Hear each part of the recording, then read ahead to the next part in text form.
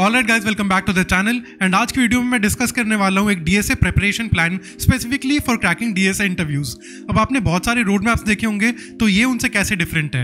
इस road map के and में आपकी कोई डीएसए इंप्रूव नहीं होने वाली है। This is not a learning road map, ये सिर्फ इंटरव्यू के पॉइंट ऑफ व्यू से बनाया गया है। अब यहाँ पे बहुत सारे लोग ऐसे होंगे जिन्हें या तो डीएसए पढ़ना पसंद नहीं है या फिर सिर्फ इंटरव्यू के लिए एज अ टूल पढ़ना पसंद नहीं है। तो ऐसे लोगों के लिए this is a perfect preparation plan. इस वीडियो में मैं आपको एक डिटेल्ड स्ट्रक्चर्ड प्लान दूंगा to crack DSA interviews, and मेरे को नहीं लगता कि इसके बाद इससे ज्यादा कोई हैंड होल्डिंग कर सकता है आपकी। तो अगर आप ये प्रिपरेशन प्लान फॉलो कर लेते हो, I think you will have a good shot at cracking DSA interviews. मैं ये नहीं कह रहा कि 100% होगा, वो तो अगर आप 3 महीने का रोड मैप फॉलो कर लो तब भी नहीं हो सकता। But if you are someone who doesn't like to study DSA, तो ये आपके लिए काफी अच्छा रिसोर्स हो सकता है। But I repeat once again, this is not for learning DSA but for just cracking interviews. And मैं सजेस्ट करूंगा जब आपका इंटरव्यू क्रैक हो जाए, you are at a good job, तब आप डीएसए पढ़ना स्टार्ट करो, because it helps you become a better engineer, become a better problem solver and helps you think better. So with that being said, पहले मैं आपको बताऊंगा कि इसका स्ट्रक्चर क्या है, फिर आपको उसके कंटेंट्स बताऊंगा क्या होने वाले हैं, एंड फिर फाइनली थोड़े बहुत नोट मेकिंग पे टिप्स एंड आपको प्रॉब्लम कैसे अप्रोच करनी चाहिए उसके टिप्स, एंड फिर finally will get done with the video. So without wasting more time, let's dive straight in.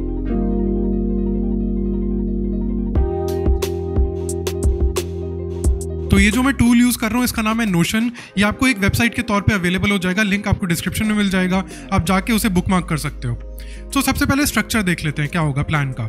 Structure में अगर हम जाएं तो मैं इसको डिवाइड करूंगा 2 फेजेस में। सबसे पहला फेज होगा आपका लर्निंग का। तो इस फेज में ये इंपॉर्टेंट नहीं है कि आपसे क्वेश्चन सॉल्व हो रहे हैं, इंपॉर्टेंट ये है कि आपको पैटर्न दिखने लग जाए क्वेश्चन में, एंड आपको टेक्निक समझ में आ जाए कि 2 पॉइंटर टेक्निक यूज़ हो रही है या फिर रिकर्जन यूज़ हो रहा है, क्या यूज़ हो रहा है, आपको वो समझ आना चाहिए। अगर आपसे क्वेश्चन ना भी सॉल्व हो रहे हो कोई दिक्कत नहीं है, बस थोड़ा दिमाग लगाओ and try to identify techniques and patterns.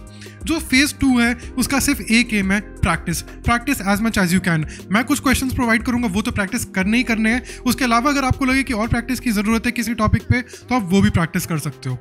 फिर आता है, मैं ये दिखा देता हूँ क्या क्या टॉपिक्स कवर होने वाले हैं। टाइम कॉम्प्लेक्सिटी पूरी कवर होगी, उसके बाद आपके एरेज, बाइनरी सर्च, स्ट्रिंग्स। अब आप यहाँ पे देखोगे मैंने सर्चिंग और सॉर्टिंग 2 में डिफरेंशिएट नहीं करा है, बिकॉज सॉर्टिंग पे कम क्वेश्चंस पूछे जाते हैं, एंड जो सर्चिंग होती है उसमें लीनियर सर्च पे नहीं पूछे जाते, बाइनरी सर्च पे ज़्यादा क्वेश्चंस पूछे जाते हैं। फिर आता है आपका स्ट्रिंग्स, देन बिट मैनिपुलेशन। ये भी इंपॉर्टेंट मैं कह सकता हूँ मीडियम लेवल पे है, बिकॉज अगर इस पे आ गया क्वेश्चन तो अगर आपको बिट मैनिपुलेशन की टेक्निक्स नहीं आती होंगी, ट्रिक्स नहीं आती होंगी, तो बहुत मुश्किल होता है सॉल्व करना। तो इसलिए I leave it there, although कम ही पूछा जाता है। फिर आता है link list, this is one of the most asked topics. फिर आता है आपका स्टैक्स, क्यूज, रिकर्जन, ये बहुत ज़्यादा इंपॉर्टेंट है। हीप्स एंड मैप्स, ट्रीज बहुत ज़्यादा इंपॉर्टेंट है। फिर डीपी, ये तो भगवान भरोसे रहता है, आ गया तो आ गया क्वेश्चन, अगर नहीं सॉल्व हुआ तो आप इसको 2 घंटे भी लगा सकते हो, सॉल्व ही नहीं होगा। फिर आता है आपका ग्रीडी एंड देन ग्राफ्स। अब मैं चलता हूँ एक एक टॉपिक में एंड आपको बताता हूँ उसकी इंपॉर्टेंस क्या है एंड वहाँ पे मैं क्या क्या कवर करने वाला हूँ। तो सबसे पहले देखते हैं टाइम कॉम्प्लेक्सिटी। तो टाइम कॉम्प्लेक्सिटी में आपको 2 चीज़ें सीखनी है। सबसे पहले तो what is time complexity, and the second one is सारी नोटेशंस। तो अब होता क्या है कि टाइम कॉम्प्लेक्सिटी पे आपसे डायरेक्टली क्वेश्चन नहीं पूछा जाएगा, आपसे मोस्ट प्रॉब्ली पूछा जाएगा कि मर्ज सॉर्ट की टाइम कॉम्प्लेक्सिटी बताओ, क्विक सॉर्ट की बताओ, एंड फिर अगर आप कोई एल्गोरिथम लिखोगे, कोई कोड लिखोगे, तो उसकी टाइम कॉम्प्लेक्सिटी आपसे एनालाइज करवाई जाएगी। तो इस पे ज़्यादा टाइम मत स्पेंड करना, कोई 1 घंटे की वीडियो देख लो इस पे टाइम कॉम्प्लेक्सिटी पे। आपको ज़्यादा तब समझ आएगा जब आप अपने कोड का टाइम कॉम्प्लेक्सिटी खुद निकालोगे। तो अब चलते हैं सबसे पहले टॉपिक पे, दैट इज एरेज। तो एरेज में सबसे आपको पहले सीखना है कि एरेज क्रिएट कैसे करते हैं C++ में, and 1D and 2D arrays कैसे क्रिएट करते हैं। C++ या जावा, वो आपकी प्रोग्रामिंग लैंग्वेज, आपकी प्रेफरेंस है।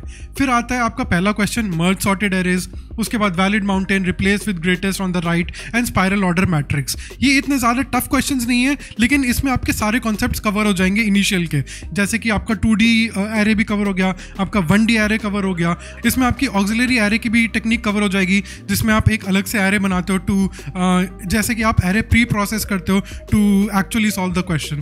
तो इसमें आपकी ये जो रिप्लेस वाला है इसमें कवर हो जाएगी। सो this is one of the most important topics जो एरेज का है। इस पर काफ़ी ज़्यादा क्वेश्चन पूछे जाते हैं, and initial pre screening round में तो डेफिनेटली एक ना एक क्वेश्चन आता ही है एरेज पे। सो इसको आपको डेफिनेटली मिस नहीं करना है। एंड जो सेकेंड फेज है उसमें आपका टोटल जो है प्रैक्टिस पे फोकस रहेगा। आपका पहला क्वेश्चन है, ये एक फैंग का क्वेश्चन है। उसके बाद ये रेन वाटर ट्रैपिंग, ये क्वेश्चन बहुत ज़्यादा पूछा जाता है, एंड मेरे से अर्बन कंपनी के इंटरव्यू में ये पूछा गया था. सो आई वुड सजेस्ट कि एरेज को आप बिल्कुल भी लाइटली मत लो. एंड अगर आपको लगता है कि इन 5 क्वेश्चंस के बाद भी आपको प्रिपरेशन की जरूरत है, तो मैं कहूँगा कि लीड कोड पे जाओ एंड वहाँ पे प्रॉब्लम्स के सेक्शन में एरेज पे फिल्टर करो एंड फिर एरेज के क्वेश्चन सॉल्व करना स्टार्ट करो जो मीडियम वाले होते हैं. आई वुडंट सजेस्ट कि हार्ड क्वेश्चन सॉल्व करो, बट मीडियम तो आपको डेफिनेटली सॉल्व करने चाहिए अगर आपको लग रहा है कि और ज़्यादा प्रैक्टिस की ज़रूरत है. But having said that, before going to all other questions, I would suggest कि एक बार इन सबको अच्छी तरह करो, क्योंकि मेरे को लगता है इनसे आपकी काफ़ी ज़्यादा प्रैक्टिस हो जाएगी. तो अब अगला टॉपिक है हमारा बाइनरी सर्च. अब बाइनरी सर्च में आप यहाँ पे देखोगे कि मैंने सब में लिंक्स दिए हुए हैं. सबसे पहला जो है अंडरस्टैंडिंग बाइनरी सर्च टेम्पलेट. तो बाइनरी सर्च का एक बहुत अच्छा आर्टिकल है लीड कोड पे, उसका मैंने यहाँ पे लिंक दिया हुआ है. उसमें 3 टेम्पलेट्स एक्सप्लेन करी गई हैं. अब वो तीनों पढ़ सकते हो, बट टेम्पलेट नंबर 1 जो है वो मैंने देखा कि मोस्ट कॉमनली यूज होती है, and that's the easiest one two remember. तो आपको वो याद रखनी है. उसके बाद आपके नॉर्मल क्वेश्चन हैं. This is a question that was asked from me in urban company. उसके बाद ये जो फेज 2 में ये मैंने यहाँ पे 3 क्वेश्चन दिए हैं. तो मेरे को लगता है कि इससे बाइनरी सर्च में आपका काफ़ी अच्छा हाथ बैठ जाएगा फॉर इंटरव्यूज़. इसके अलावा अगर आपको लगता है कि क्वेश्चन सॉल्व करने, तो दैट्स अपॉन यू. उसके बाद जो आता है आपका सॉर्टिंग, तो मैंने आपको पहले ही बताया था कि मैंने लीनियर सर्च इंक्लूड नहीं करा है, एंड उसके बाद सॉर्टिंग में मैंने ज़्यादा क्वेश्चंस इंक्लूड नहीं करे हैं, बिकॉज इसमें इतनी ज़्यादा क्वेश्चंस नहीं पूछे जाते हैं. आपसे ट्रिविया पूछा जा सकता है, जैसे कि इन प्लेस सॉर्टिंग क्या होती है, स्टेबल सॉर्टिंग क्या होती है. उसके बाद मर्ज सॉर्ट पे जनरली पूछा जाता है कि उसमें जैसे कि आपके पास एक बहुत बड़ा फाइल सिस्टम है एंड आपके पास स्पेस जो अवेलेबल है वो कम है, तो आप कैसे उस फाइल सिस्टम से मेमोरी में लोड कराओगे चीज़ें. तो ये मर्ज सॉर्ट से सॉल्व होता है. तो आपको इस पे ऐसे क्वेश्चंस करने हैं. उसके बाद आता है आपका इंसर्शन सॉर्ट. तो इंसर्शन सॉर्ट भी आपका ज़्यादा नहीं पूछा जाता. लिंक लिस्ट में एक क्वेश्चन है इंसर्शन सॉर्ट का, वो आप देख सकते हो, but this is also not that important. I would suggest कि इनकी टाइम कॉम्प्लेक्सिटी ज़रूर पढ़ लेना. तो टाइम कॉम्प्लेक्सिटी इनकी आपको ज़रूर पढ़नी है. इसकी तो मेरे को पता है n log n है वर्स्ट केस टाइम कॉम्प्लेक्सिटी. इसकी मेरे को एक बार देखनी पड़ेगी. उसके बाद आता है आपका सॉर्टिंग में एक आजकल बहुत पॉपुलर क्वेश्चन चल रहा है, which is sorting an array of zeros, ones and twos. ये मेरे से क्योरफिट में पूछा गया था, मेरे को आज भी याद है. And I think these are enough question for sorting. इतने ज़्यादा क्वेश्चन ऑनेस्टली नहीं पूछे जाते हैं. मेरे से तो कभी नहीं पूछे गए सॉर्टिंग में बहुत ज़्यादा question. And I would say कि आप इतना कर लोगे तो भी आपका सॉर्टिंग में काम चल जाएगा. फिर आता है आपका एक बहुत important topic which is strings. Strings में काफ़ी पूछा जाता है एंड इसमें काफ़ी पूछने के लिए आया भी, जैसे कि एनाग्राम्स या फिर परम्यूटेशन कॉम्बिनेशन कितने बना सकते हो, या फिर आपका पैलिंड्रोम हो गया. तो इस पर काफ़ी क्वेश्चंस बनते हैं. लेकिन एक फ़ायदा ये होता है कि स्ट्रिंग्स में पैटर्न्स बहुत ज़्यादा रिपीट होते हैं. तो जैसे एनाग्राम में उसमें आप 2 तरह से सॉल्व कर सकते हो. या तो आप हैश मैप लगा के सॉल्व कर सकते हो, या फिर आप एक स्ट्रिंग को सॉर्ट करके फिर सॉल्व कर सकते हो. तो आपके लिए ये जो है एक टेक्निक की तरह यूज़ होगा, एंड आपको सब में टेक्निक आइडेंटिफाई करनी है, एंड फिर जो ये फेस 2 है इसमें आपको टेक्निक यूज़ करनी है वो. तो स्ट्रिंग्स एक बहुत इंपॉर्टेंट टॉपिक है. Definitely do not miss out on this. उसके बाद आपका बिट मैनिपुलेशन. ये भी मुझसे आज तक कभी नहीं पूछा गया, but this is something that you should know, क्योंकि अगर ये पूछा गया तो फिर मेरे को नहीं लगता कि सॉल्व होगा अनलेस एंड अनटिल आपको पता हो कि left shift operator, right shift operator, या फिर इनको फॉर लूप में लगाया जाए तो ये कैसा बिहेव करते हैं. सबसे पहले तो आपको कुछ टेक्निक्स लर्न करनी है. इसका मैं एक GFG का आर्टिकल डिस्क्रिप्शन में मेंशन कर दूंगा, अब वो जाके देख सकते हो, या फिर यहाँ पे भी लिंक कर दूंगा जैसे बाकी सब चीज़ें कर रखी है. एंड ये वाला कर लेना पैलिंड्रोमिक बाइनरी रिप्रेजेंटेशन, बिकॉज ये अमेजोन में पूछा गया है and there is a chance कि ये रिपीट हो जाए, so that's why I have put it here. उसके अलावा डिवाइड टू इंटीजर्स, हाँ मेरे को ये याद है, ये क्वेश्चन काफ़ी ज़्यादा पॉपुलर है फॉर बिट मैनिपुलेशन, तो आपको ये भी करना है. फिर देख लेते हैं अगला टॉपिक क्या है. अगला टॉपिक है हमारा लिंक लिस्ट. तो यार अगर आप माइक्रोसॉफ्ट के लिए प्रिपेयर कर रहे हो, ये एक ऐसा टॉपिक है जो आप मिस आउट नहीं कर सकते. बहुत ज़्यादा पूछा जाता है माइक्रोसॉफ्ट में. तो आपको सबसे पहले तो बेसिक इन्फो पता होनी चाहिए लिंक लिस्ट की. फिर ये 2 क्वेश्चन है स्टैंडर्ड, ये आपको पता होना चाहिए. अगर कोई इंटरव्यूअर ईजी क्वेश्चन पूछता है तो इससे ज़्यादा ईजी क्वेश्चन नहीं पूछ सकता कि साइकिल डिटेक्ट करो. फिर इंटरसेक्शन, ये लिंक लिस्ट में साइकिल डिटेक्शन का ही एक एक्सटेंशन है, तो ये तीनों आप बहुत आराम से कर सकते हो. उसके बाद रिमूविंग nth नोड, रिवर्सिंग अ लिंक लिस्ट, ये ज़रूर कर लेना. एंड इसके दोनों तरीके करना, यानी कि रिकर्जन से भी और इटरेटिवली भी. तो इससे आपको एक बेसिक आइडिया हो जाएगा कि लिंक लिस्ट को ट्रेवर्स कैसे करते हैं एंड क्या क्या ट्रिक्स यूज़ कर सकते हैं to divide a link list. And फिर reverse in groups of K, ये एक बहुत इंपॉर्टेंट क्वेश्चन है, ये काफ़ी पूछा जाता है, तो इसको डेफिनेटली आप कर लेना. उसके बाद एक और थी, हाँ ये क्लोन विद रैंडम पॉइंटर. तो ये एक ऐसा क्वेश्चन है जो मुझसे ना ट्रीज में पूछा गया है. लिंक लिस्ट में तो नहीं पूछा गया, बट किसी ने पूछा था कि एक ट्री है उसमें रैंडम पॉइंटर है, उसको को क्लोन करो, बट टेक्निक ऑलमोस्ट सेम थी, तो इसलिए आप ये वाला क्वेश्चन ज़रूर कर लेना ताकि आपको टेक्निक, आप पैटर्न कह सकते हो, पता लग जाए। फिर आता है आपका रिकर्जन। सो रिकर्जन के बिना कुछ नहीं है। अगर आप किसी भी इंटरव्यू के लिए प्रिपेयर कर रहे हो तो आपको पता होना चाहिए कि रिकर्जन से क्वेश्चन कैसे सॉल्व होते हैं। ये आपका यूज़ होता है डीपी में, लिंक लिस्ट में, ट्रीज में, एंड कई बार ग्रीडी में भी यूज़ हो जाता है, बैक ट्रैकिंग में तो ऑब्वियसली यूज़ होता है। तो आपको रिकर्जन तो डेफिनेटली मिस आउट नहीं करना है। एंड यहाँ पे कुछ लिंक्स मिसिंग है तो मैं ये भी डाल दूंगा। उसके बाद आपका कॉम्बिनेटोरियल सम, ये आप कर लेना, ईजी क्वेश्चन है। फिर मेन तो आपका ये यहाँ पे जो है प्रैक्टिस का है, तो गूगल में ये पूछा जाता है जनरेट पैरेंथेसिस, एंड सुडोकू कम पूछा गया है, एनक्वींस भी कम पूछा गया है, but this is something good to know because ये काफ़ी स्टैंडर्ड क्वेश्चंस हैं and easy to grasp questions हैं। एंड इससे आपको जैसे एनक्वींस करोगे तो आपको पता लग जाएगा कि बैक ट्रैकिंग का मतलब क्या होता है एंड ये कैसे आप अप्लाई कर सकते हो इन योर फ्यूचर क्वेश्चंस। उसके बाद देखते हैं अगला टॉपिक क्या है। फिर है हमारा स्टैक्स एंड क्यूज। अब स्टैक्स एंड क्यूज में क्या होगा ना कि आपसे डायरेक्ट क्वेश्चंस कम पूछे जाएंगे, आपसे ज़्यादा ये पूछा जाएगा कि एक मिन स्टैक बनाओ, यानी कि एक ऐसा स्टैक बनाओ जिससे आप गेट मिन कर सको इन O1 टाइम। तो स्टैक्स एंड क्यूज पे ऐसे काफ़ी क्वेश्चन पूछे जाते हैं एंड ये काफ़ी इंपॉर्टेंट डेटा स्ट्रक्चर्स हैं खुद में ही टू सॉल्व अदर क्वेश्चन। जैसे कि क्यूज बहुत इंपॉर्टेंट है फॉर BFS, तो इस तरह से आपको ये पढ़ना है एंड ये क्वेश्चन इसलिए यूज़ करना है। एक्चुअली ये रेक्टेंगल इन अ हिस्टोग्राम, ये काफ़ी ज़्यादा इंपॉर्टेंट क्वेश्चन है, तो ये तो कर लेना। एंड डिज़ाइन अ मिन स्टैक, ये भी बहुत ज़्यादा इंपॉर्टेंट क्वेश्चन है। तो मैंने आपको बताया कि स्टैक्स में ऐसे क्वेश्चंस काफ़ी पूछे जाते हैं, तो आपको ये दोनों तो डेफिनेटली करने हैं। उसके अलावा इनकी ज़्यादा इंपॉर्टेंस ये है कि ये दूसरे क्वेश्चंस को सॉल्व करने में आपकी लाइफ ईजियर करते हैं एंड ये डेटा स्ट्रक्चर यूज़ करना आपको डेफिनेटली अच्छी तरह आना चाहिए। एंड अगर आप ये सारे क्वेश्चंस कर लेते हो तो आपको एक पकड़ बैठ जाएगी, not only on the question aspect of it but also कि आप इनको कैसा यूज़ कर सकते हो फॉर सॉल्विंग अदर क्वेश्चंस। फिर आता है आपका ट्रीज़। अब ट्रीज़ भी एक बहुत ज़्यादा इंपॉर्टेंट टॉपिक है अमेजॉन के लिए, स्पेशली अगर आप प्रिपेयर कर रहे हो तो ट्रीज़ मिस आउट नहीं कर सकते। ट्रीज़ एक ऐसा टॉपिक है जिस पे ना आप भी क्वेश्चन बना सकते हो, लाइक इस पर क्वेश्चन बनाना बहुत ज़्यादा ईजी है एंड इस पर क्वेश्चन सॉल्व करना ट्रिकी उतना नहीं है जितना ज़्यादा इसमें कॉन्सेप्चुअल नॉलेज ज़्यादा ज़रूरी है। जैसे कि बहुत सारे ट्रिक क्वेश्चंस होते हैं, ये वैसा नहीं है, डीपी की तरह नहीं है जिसमें आपको गेस करना पड़ेगा सोल्यूशन, फिर उसको टेबल करना पड़ेगा। यानी कि क्वेश्चन इसमें इजी आते हैं लेकिन कॉन्सेप्ट एप्लीकेशन आपकी स्ट्रांग होनी चाहिए, इसलिए ट्रीज़ आजकल काफ़ी पॉपुलर हो रहा है एंड इस पर आपको डेफिनेटली मिस आउट नहीं करना चाहिए।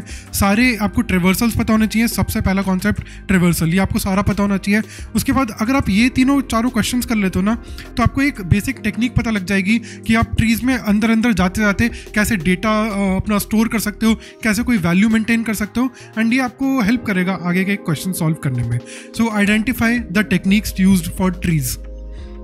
उसके बाद देख लेते हैं अपना डीपी। तो डीपी तो भैया भगवान भरोसे है, मेरा तो एटलीस्ट यही है कि मैं कितनी भी प्रैक्टिस कर लूँ, मैं एक बार जब स्ट्रीक में होता हूँ तो ठीक है, मैंने कुछ टाइम प्रैक्टिस करी, मेरे को डीपी चमकने लगा, 1 महीने तक ठीक है, मैंने क्वेश्चंस सॉल्व भी होने लगे। लेकिन फिर जब 3-4 महीने डीएसए पढ़ने का गैप आ गया, मेरा इंटरव्यू क्लियर हो गया, अगर फिर मेरे से कोई कहे कि डीपी का क्वेश्चन सॉल्व करो तो मेरे को नहीं लगता कि मुझसे होगा। तो डीपी एक ऐसी चीज़ है यार जो कि हिट और मिस है मेरे लिए एटलीस्ट, बट ये कुछ क्वेश्चन है जो मेरे को लगता है कि इंपॉर्टेंट है काफ़ी आप लोगों के लिए, तो आप ये जाके कर सकते हो।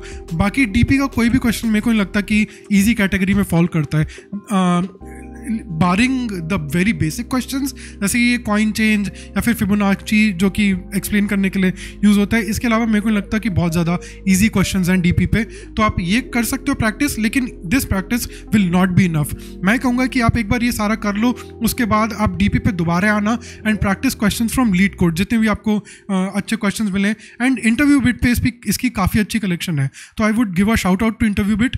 मैंने खुद काफ़ी क्वेश्चन शायद इंक्लूड करे इसमें इंटरव्यू बिट से, ये देख सकते हो आप, इंटरलीविंग स्ट्रिंग इंटरव्यू बिट से है, तो आप इंटरव्यू बिट के क्वेश्चन सॉल्व करना है इस पे जाके। फिर आता है आपका ग्रीडी।